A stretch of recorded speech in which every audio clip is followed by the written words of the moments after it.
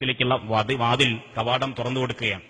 കുടുംബത്തെ ഉൾക്കൊള്ളാൻ കഴിയുന്നില്ല എന്ന് മാത്രമല്ല, ഉദാര ലൈംഗികതയെയും ലിബറലിസത്തെയും നോക്കിക്കാണുകയും ആരംഭകാലം മുതൽ തന്നെ അരാജകത്വത്തിലേക്ക് അവർ ആനയിച്ചുകൊണ്ടിരിക്കുകയും ചെയ്യും. അതുകൊണ്ടായിരിക്കും കമ്മ്യൂണിസത്തിന് അരാജകത്വവാദികൾ എന്ന ഇടതുപക്ഷത്തെക്കുറിച്ച് പൊതുവെ ആക്ഷേപം ഉന്നയിക്കപ്പെടുന്നത്, ആരോപണങ്ങൾ ഉന്നയിക്കപ്പെട്ടുകൊണ്ടിരിക്കുന്നത്. സാമൂഹ്യമായി സാമ്പ്രദായികമായി നിലനിന്നിരുന്ന സദാചാര സങ്കല്പങ്ങളോട് പോലും നല്ല സമീപനം സ്വീകരിക്കാൻ കഴിയാതെ വരികയും സദാചാര വിപ്രതിപത്തി സ്വീകരിച്ചുകൊണ്ടിരിക്കുകയും ചെയ്യുന്നു എന്നത് ഇടതുപക്ഷത്തിന്റെ ഒരു വലിയ പ്രശ്നമായി നമ്മുടെ മുന്നിൽ അവശേഷിക്കുന്നു.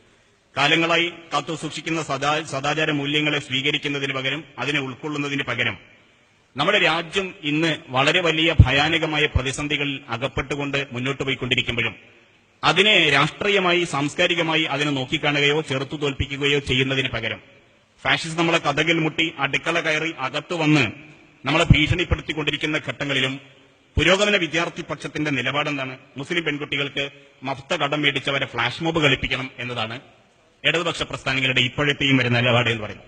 മുസ്ലിം സമുദായത്തെ കൃത്യമായി നോക്കിക്കാണാൻ കഴിയാതെ വരികയും അവരെ പുരോഗമനം പഠിപ്പിക്കണം, പുരോഗമനത്തിലേക്ക് അവരെ കൊണ്ടുവരണം എന്ന ലക്ഷ്യം സ്വീകരിച്ചുകൊണ്ട് ഇങ്ങനെ മഫ്ത കടം മേടിച്ച് ഫ്ലാഷ് മോബ് കളിക്കുന്നിടത്തേക്ക് ഇടതുപക്ഷ വിദ്യാർത്ഥി സംഘങ്ങൾക്ക്, യുവജന സംഘങ്ങൾക്ക് തരം താഴേണ്ടി വരുന്നു എന്നത് നാം അനുഭവിക്കണം. രാജ്യം വളരെ ഭീഷണിയിലൂടെ, വളരെ ഭയാനകമായ പ്രതിസന്ധിയിലൂടെ കടന്നുപോയിക്കൊണ്ടിരിക്കുമ്പോഴും നമ്മുടെ സഹോദരിമാരുടെ ഉടുമുണ്ട് പൊക്കിയിട്ട് ചേലാക്രമത്തിന് വിധേയരായവരുടെ കണക്കെടുപ്പ് പരിശോധിക്കുകയാണ്, കണക്കെടുപ്പ് നടത്തുകയാണ് ഇപ്പോഴും കേരളത്തിലെ ഇടതുപക്ഷ വിദ്യാർത്ഥി യുവജന സംഘടനകൾ ചെയ്തുകൊണ്ടിരിക്കുന്നത് എന്ന് വളരെയധികം അപമാനകരമായി തോന്നുകയാണ്. ഇങ്ങനെ ചേലാക്രമവും ചിമിക്കി കമ്മലും ഉൾപ്പെടെയുള്ള ഫ്ലാഷ് മോബ് ഉൾപ്പെടെയുള്ള വ്യത്യസ്തമായ തലത്തിലൂടെ ഇന്ത്യൻ രാഷ്ട്രീയ വ്യവസ്ഥിതിയെ, കേരളത്തിലെ രാഷ്ട്രീയ ബോധത്തെ പൈങ്കിളിവൽക്കരിക്കുവാനുള്ള ശ്രമങ്ങളിലേക്ക് ഇടതുപക്ഷം പോയിക്കൊണ്ടിരിക്കുന്നുവെന്നത് എത്രമാത്രം അപകടകരമാണ്. അതുകൊണ്ടായിരിക്കാം സച്ചിദാനന്ദൻ അദ്ദേഹം നിരീക്ഷിക്കുന്നത് ഇന്ത്യയിലെ ക്യാമ്പസുകളുടെ നിർജീവത എന്നെ ഭയപ്പെടുത്തിക്കൊണ്ടിരിക്കുന്നുവെന്ന്. ഇന്ത്യയിലെ ഇടതുപക്ഷ വിദ്യാർത്ഥി സംഘടനകൾക്ക് സംഭവിച്ചുകൊണ്ടിരിക്കുന്ന അപമാനവീകരണത്തെ നിരീക്ഷിച്ചുകൊണ്ട് സച്ചിദാനന്ദൻ അദ്ദേഹത്തിന്റെ ഭയപ്പാട് അദ്ദേഹം അറിയിക്കുന്നുണ്ട്.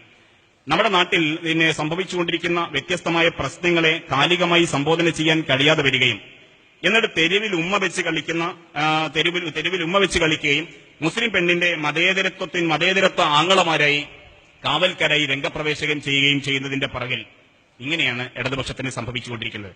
ഫാസിസത്തിന്റെ നിർവചനത്തെക്കുറിച്ച്, നിർവചന ശാസ്ത്രത്തെ ചർച്ച ചെയ്ത് തീർപ്പ് കൽപ്പിക്കുന്നതിന് മുമ്പ് അങ്ങനെ ഒരു ഫാഷിസം ഇന്ത്യയിൽ ഉണ്ടോ എന്ന വലിയ ചർച്ചകളിലേക്ക് പോയിക്കൊണ്ടിരിക്കുന്ന ഒരു ഘട്ടത്തിലും ഇന്ത്യയിൽ സാംസ്കാരിക ഫാഷിസത്തോട് ചേർന്ന് നിന്നുകൊണ്ട് തന്നെയാണ് ഇടതുപക്ഷത്തിന് പ്രവർത്തിക്കാൻ കഴിയുന്നത് എന്ന് അവരുടെ നയനിലപാടുകളെ അപഗ്രഥിക്കുന്നിടത്ത് നമുക്ക് ബോധ്യപ്പെടുകയാണ്. ഇസ്ലാമാണ് എപ്പോഴും പ്രതിസ്ഥാനത്തെങ്കിൽ ആ ഇസ്ലാമിനെതിരെ ഫാഷിസത്തിന്റെ പക്ഷത്ത് ചേർന്ന് നിൽക്കാനാണ് ഇടതുപക്ഷം എല്ലാ കാലത്തും ഇന്ത്യയിൽ, വിശേഷിച്ചും മുസ്ലിങ്ങൾ നിലകൊള്ളുന്ന ഒരു പ്രദേശത്ത് സ്വീകരിച്ചത്. മുസ്ലിങ്ങൾ ഇടതുപക്ഷ പ്രസ്ഥാനങ്ങൾ എങ്ങനെ വീക്ഷിക്കുന്നു എന്ന് ഉൾക്കൊള്ളുന്നതിന് പകരം മുസ്ലിങ്ങളാണ്, ഇസ്ലാമാണ് പ്രതിസ്ഥാനത്തെങ്കിൽ അതിനെ കടന്നാക്രമിക്കുവാനുള്ള ആസൂത്രിതമായ ആയുധം അന്വേഷിക്കുകയാണ് ഇടതുപക്ഷം എപ്പോഴും ചെയ്തുകൊണ്ടിരിക്കുന്നത്. അതായിരിക്കും മാർക്സ് മുമ്പ് മാനിഫെസ്റ്റോയിലൂടെ അദ്ദേഹം നിരീക്ഷിക്കുന്നതും മതം ഒരു അടഞ്ഞ ഭാഗമാണ്, മതത്തെ ഉൾക്കൊള്ളാൻ സാധിക്കുന്നില്ല, മതം ഒരു പൊതുപ്രശ്നമല്ല, ഒരു വൈയക്തികമായ പ്രശ്നം മാത്രമാണ് എന്നതിലേക്ക് ചുരുക്കിക്കൂട്ടി അതിനെ അവസാനിപ്പിക്കുവാനും എന്നിട്ട് ഇസ്ലാമിനെതിരെയുള്ള പുതിയ ആയുധങ്ങൾ അന്വേഷിക്കുകയും ചെയ്തുകൊണ്ടിരിക്കുന്നത്. ശരീഅത്ത് വിവാദം മുതൽ ഫ്ലാഷ് മോബ് വരെയുള്ള മുഴുവൻ പ്രവർത്തനങ്ങളിലും ഇടതുപക്ഷത്തിന്റെ നിലപാടുകളെ, നീക്കങ്ങളെ നമുക്ക് ഇങ്ങനെ കാണാൻ കഴിയും. മുമ്പ് APJ അബ്ദുൽ കലാം ഇന്ത്യയിലെ രാഷ്ട്രപതി സ്ഥാനത്തേക്ക് മത്സരിക്കുന്ന ഘട്ടത്തിൽ അദ്ദേഹത്തെ പിന്തുണയ്ക്കുവാൻ ഇന്ത്യയിലെ ഇടതുപക്ഷ പ്രസ്ഥാനങ്ങൾ തയ്യാറായില്ല. പകരം ക്യാപ്റ്റൻ ലക്ഷ്മിയെ ഉയർത്തിക്കൊണ്ടുവരികയാണ് ചെയ്തത്. എന്തായിരുന്നു ഡോക്ടർ APJ അബ്ദുൽ കലാമിനെ അംഗീകരിക്കാതിരിക്കുവാൻ കാരണം? ഡോക്ടർ APJ അബ്ദുൽ കലാമിന് വേറെ അയോഗ്യതകളൊന്നുമില്ല. ഒരു വ്യക്തി എന്ന അർത്ഥത്തിൽ അദ്ദേഹത്തിന്റെ സംഭാവനകൾ ഉൾക്കൊണ്ടുകൊണ്ട് അദ്ദേഹത്തെ അയോഗ്യത കൽപ്പിക്കാൻ മറ്റൊന്നുമില്ല. അതേസമയം സംഘപരിവാറാണ് ഡോക്ടർ APJ അബ്ദുൽ കലാമിനെ ആദ്യമായി പിന്തുണച്ചത് എന്നതുകൊണ്ട് തന്നെ APJ അബ്ദുൽ കലാമിന്റെ കൂടെ നിൽക്കുക എന്നത് ശരിയല്ല, ശരികേടാണ് എന്ന് തിരിച്ചറിഞ്ഞ ഇന്ത്യയിലെ ഇടതുപക്ഷ പ്രസ്ഥാനങ്ങൾ ക്യാപ്റ്റൻ ലക്ഷ്മിയെ വാഴിക്കുകയാണ് ചെയ്തത്.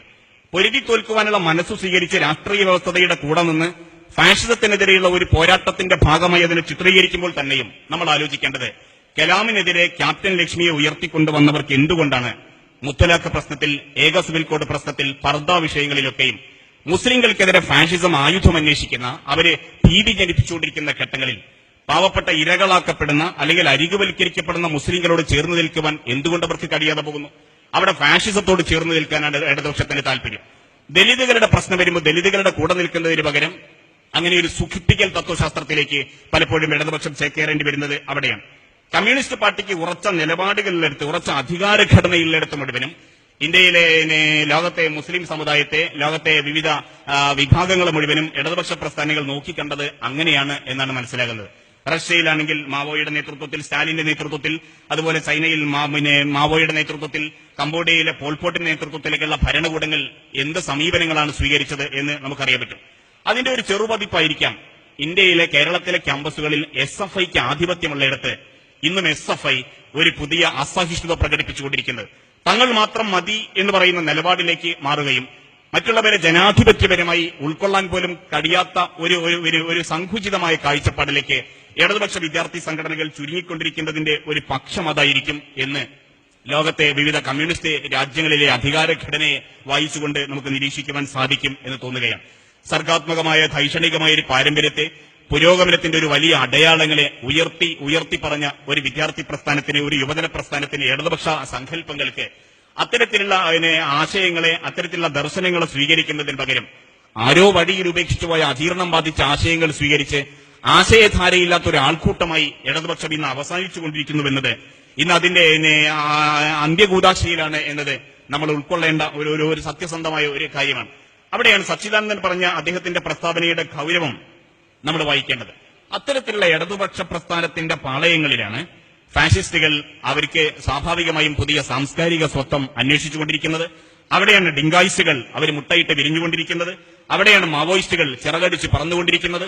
അവിടെയാണ് ഞാഞ്ഞൂൽ സംഘങ്ങൾ അവർ പുതിയ പൊളച്ചിലുകൾ തേടിക്കൊണ്ടിരിക്കുന്നത്. അങ്ങനെ നാട്ടിലുള്ള സദാചാരത്തിനെതിരായി ഉയർന്നു വരുന്ന, നന്മയ്ക്കെതിരായി ഉയർന്നു വരുന്ന പുതിയ സങ്കല്പങ്ങളെ രൂപപ്പെടുത്തിയെടുക്കുന്ന മുഴുവൻ വൃത്തിഹീനമായ സങ്കല്പങ്ങളും ഉയർന്നു വരാനുള്ള ഒരു പാളയമായി, ഒരു പ്രത്യുൽപാദന യന്ത്രമായി ഇന്ത്യയിലെ ഇടതുപക്ഷ പ്രസ്ഥാനങ്ങൾ മാറിക്കൊണ്ടിരിക്കുന്നുവെന്നത് വളരെയധികം അലോസരമുണ്ടാക്കിക്കൊണ്ടിരിക്കുകയാണ്. മനുഷ്യന്റെ ആത്മീയമായ, ആത്മാവ് ദാഹിക്കുന്ന ദാഹത്തെ പരിഹരിക്കാൻ ഒന്നും ഇടതുപക്ഷ പ്രസ്ഥാനങ്ങൾക്കാവില്ല എന്ന് മാത്രമല്ല, പാവപ്പെട്ട മനുഷ്യനോട് ചേർന്ന് നിൽക്കാൻ പോലും കഴിയാത്തതിന്റെ യുക്തി കൂടുതൽ അന്വേഷണ വിധേയമാക്കേണ്ടതുണ്ട് എന്ന് തോന്നുകയാണ്. പോരാട്ടങ്ങൾ അതല്ലെങ്കിൽ അങ്ങനെയുള്ള സമരമുദ്രാവാക്യങ്ങൾ കേവല മുദ്രാവാക്യങ്ങളായി അവസാനിക്കുകയും അതിനപ്പുറത്തേക്ക് ഇടത് ഭൂഗോളം വികസിക്കാതിരിക്കുകയും ചെയ്യുമ്പോൾ മനുഷ്യനെ ആത്മീയമായ, ഭൗതികമായ പോലും ഉൾക്കൊള്ളുവാൻ ഇടതുപക്ഷ പ്രസ്ഥാനങ്ങൾക്കാവില്ല എന്ന തിരിച്ചറിവാണ് നമുക്കുണ്ടായിരിക്കേണ്ടത്. അസ്സലാമു അലൈക്കും വറഹ്മത്തുള്ളാഹി.